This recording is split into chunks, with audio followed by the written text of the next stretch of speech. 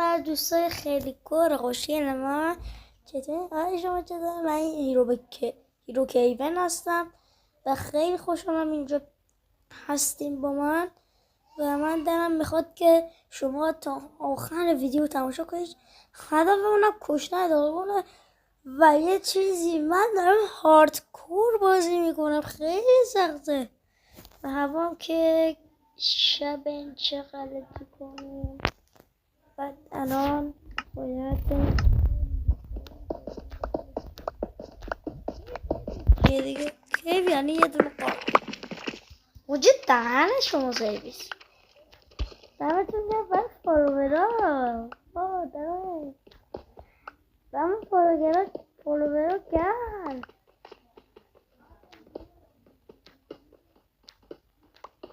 باشه خیلی ممنون که لایک کردین. آره زیر پام بود واسه من یکی دیگه دیده بودم.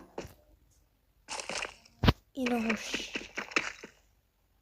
یکی ازتون ممنونم. فالوورای خوشگل من.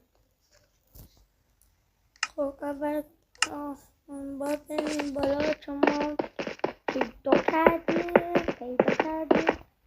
چکو کردی بادلم وای، چکو کردی بادلم وای. من یه دونه چوب بذارم اینجا و 12 تا رو بپزم اینجا میان. من زیاد چوب میخوام.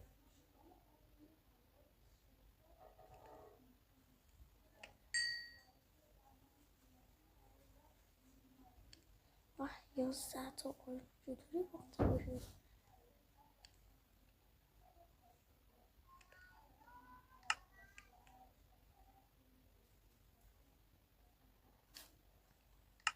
تو به پزل من برم میزه یکم زغال پیدا کنم.